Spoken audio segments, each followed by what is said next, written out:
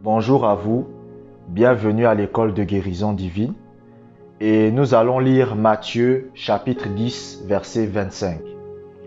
Matthieu chapitre 10 verset 25. Il suffit aux disciples d'être traités comme son maître et aux serviteurs comme son seigneur. S'ils ont appelé le maître de la maison Belzébul, à combien plus forte raison appelleront-ils ainsi les gens de sa maison?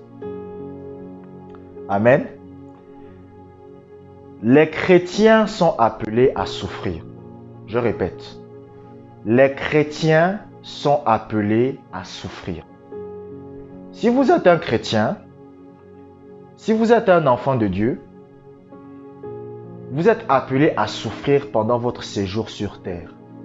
Je sais que cela semble être une mauvaise nouvelle pour vous, mais c'est la triste vérité. Et les souffrances qu'un chrétien sont appelés à les chrétiens sont appelés à expérimenter la souffrance de la persécution, la souffrance du rejet, la souffrance de la haine. C'est-à-dire, il y a des gens que vous allez rencontrer, vous servez Dieu, ils ne vous aimeront pas. Pourquoi? Parce que vous servez Dieu. Il y a des gens que vous allez rencontrer, ils ne vous apprécieront pas. Pourquoi? Parce que vous êtes un enfant de Dieu, parce que vous êtes soumis à Dieu, parce que vous marchez avec Dieu. Mais maintenant, est-ce que un chrétien est appelé à souffrir de la maladie? En aucun cas. Oui, un chrétien est appelé à souffrir pour la gloire de Dieu. Oui, un chrétien est appelé à souffrir pour la gloire du Seigneur. Mais c'est les persécutions. Lorsque vous êtes persécuté pour le nom de Jésus, lorsque vous êtes attaqué pour le nom de Jésus, lorsque vos amis vous abandonnent à cause de Jésus, lorsque votre petit copain vous dit je n'ai plus envie d'être en relation avec toi parce que tu as décidé de donner ta vie à Jésus, cela c'est pour la gloire de Dieu. Mais lorsque vous avez le cancer, ce n'est pas pour la gloire de Dieu. Lorsque vous avez une tumeur au cerveau, ce n'est pas pour la gloire de Dieu. Lorsque vous avez des ulcères à l'estomac, ce n'est pas pour la gloire de Dieu. Vous ne voyez jamais quelqu'un qui va lever les mains au ciel et glorifier le nom de Dieu parce qu'il est malade. Oh Seigneur, merci. Merci pour ma guérison parce que j'ai le cancer. Plutôt, il va dire Seigneur, merci pour le cancer que tu m'as donné. Vous ne voyez jamais quelqu'un bénir Dieu parce qu'il est tombé malade. Pourquoi? Parce que la maladie, ce ne sont pas des souffrances que les chrétiens doivent vivre.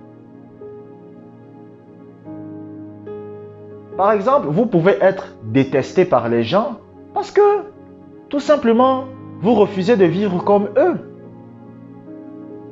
Quelqu'un peut vous inviter en boîte de nuit, vous refusez, vous dites non, moi je suis chrétien, j'ai la crainte de Dieu, moi je refuse d'aller en boîte de nuit.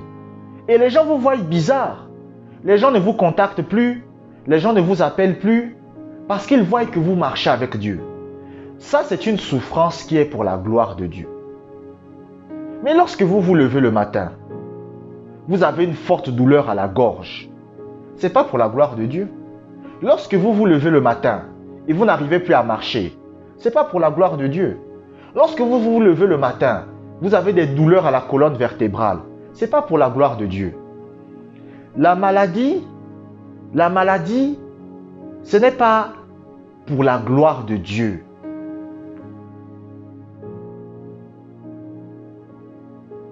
Moi, je vous ai dit, et je le répète, si quelqu'un vient vous dire que la maladie est pour la gloire de Dieu, il faut lui poser la question faut lui dire, je vais prier pour ton enfant pour qu'il tombe malade.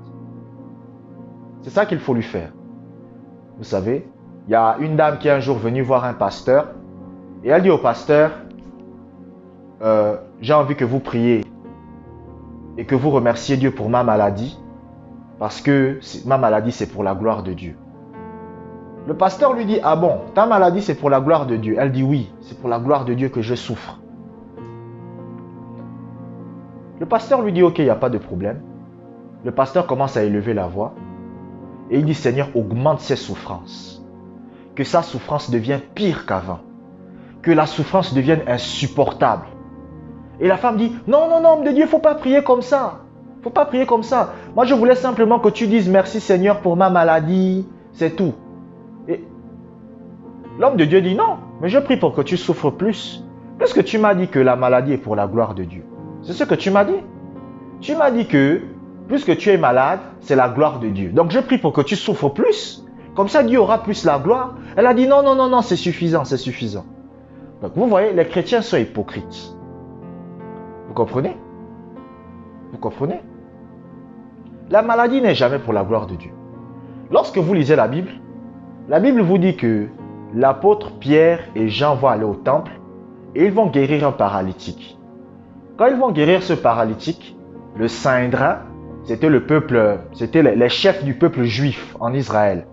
Les chefs du peuple juif en Israël étaient dans le Sanhédrin. C'est-à-dire c'est eux qui commandaient le peuple d'Israël. Et ils vont invoquer, ils vont appeler Pierre et Jean. Et ils vont leur dire, mais pourquoi vous prêchez au nom de Jésus? On ne veut plus que vous prêchiez au nom de Jésus. Si vous continuez à prêcher au nom de Jésus, vous allez voir ce qu'on va vous faire. Et la Bible dit qu'ils ont pris Pierre et Jean, ils les ont tabassés. Tabassés, est-ce que vous comprenez? Mais la Bible dit que lorsque Pierre et Jean sont sortis de là, ils étaient heureux. Pourquoi? La Bible dit qu'ils étaient contents d'avoir été persécutés pour le nom de Jésus. Lorsque vous êtes un chrétien et que vous êtes persécuté pour le nom de Jésus, vous devez être heureux. Vous comprenez? Lorsque vous êtes un chrétien et que les gens ne vous aiment pas parce que vous êtes un chrétien, vous devez être heureux.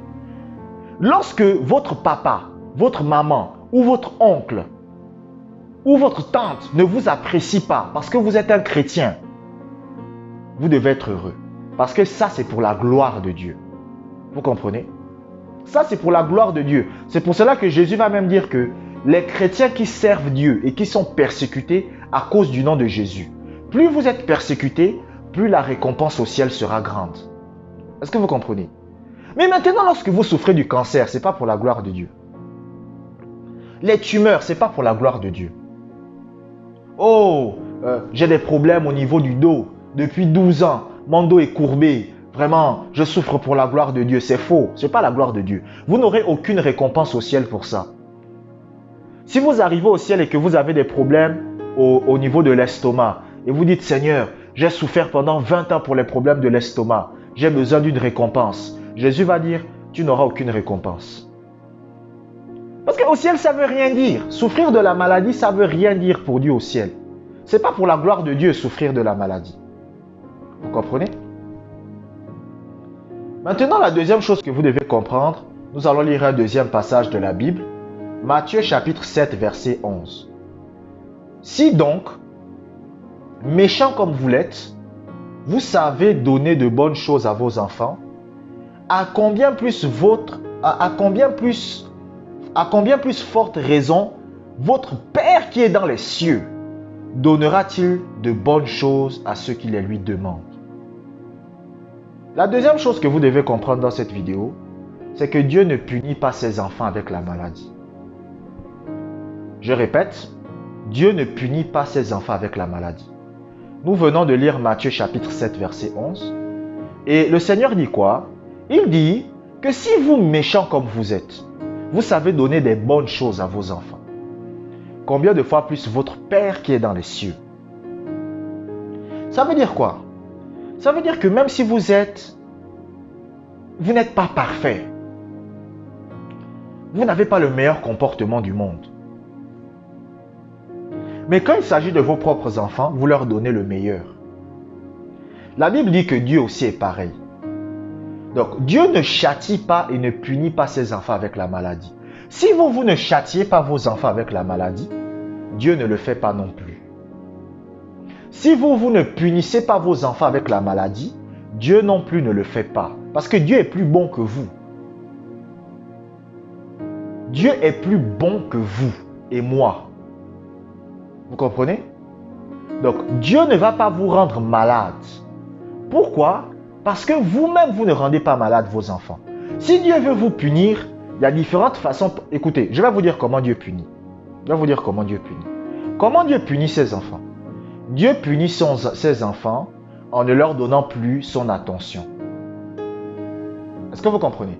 C'est comme ça que Dieu punit ses enfants. Dieu punit ses enfants en ne leur donnant plus son attention.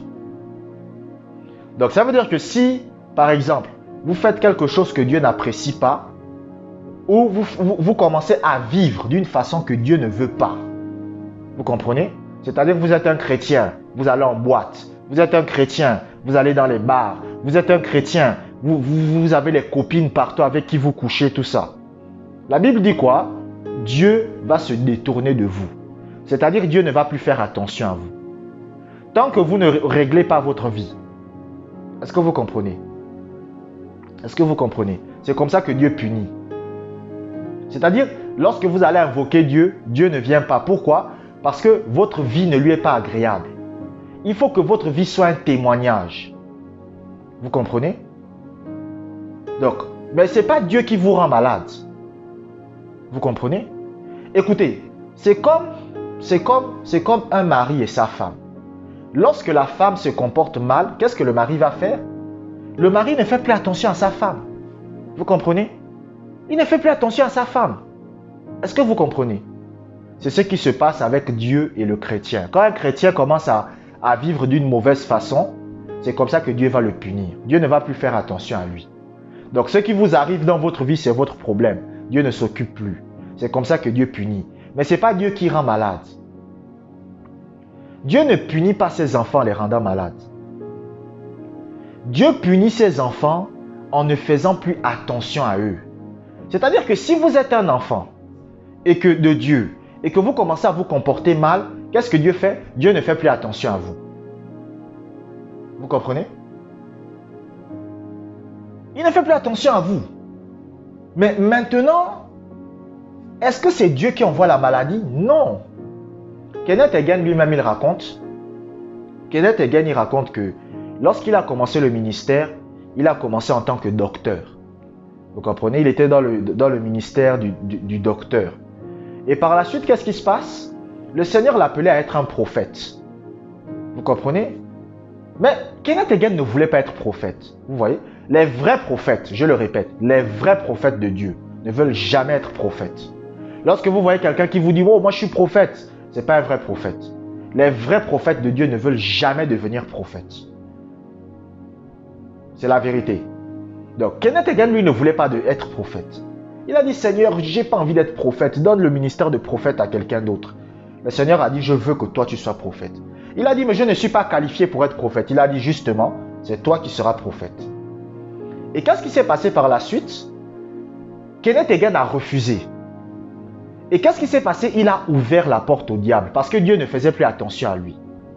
Et pendant qu'il était en train de marcher, quelqu'un l'a poussé dans les escaliers. Il n'y avait personne, mais tout à coup, quelqu'un est venu derrière et quelqu'un l'a poussé dans les escaliers. Et quand il est tombé dans les escaliers, il s'est cassé le bras. Et quand il est arrivé à l'hôpital, il a dit à Jésus, mais pourquoi tu m'as cassé le bras? Jésus a dit, non, je n'étais pas cassé le bras. Mais comme tu marchais dans la désobéissance, j'ai permis que ça t'arrive. Ça ne veut pas dire que c'est moi qui ai fait ça, mais j'ai permis que ça t'arrive. La personne qui t'a poussé de dos, c'était le diable. Donc, vous voyez que il a eu des problèmes, mais ce n'est pas Dieu qui a emmené ces problèmes. Vous comprenez? Donc, Dieu ne punit pas ses enfants en les rendant malades. Vous comprenez? Dieu ne punit pas ses enfants en les rendant malades. J'avais un neveu à moi à l'époque. Il était encore bébé. Et je faisais que lui dire, ne touche pas le feu. Vous comprenez? Parce qu'il y avait une marmite, mais la marmite était chaude. Mais chaque fois, lui, il aimait toujours toucher ça. Il avait 4 ans. Chaque fois, je lui disais, ne touche pas la marmite, ça brûle. Mais chaque fois, lui, il continuait à toucher. Il voulait toucher.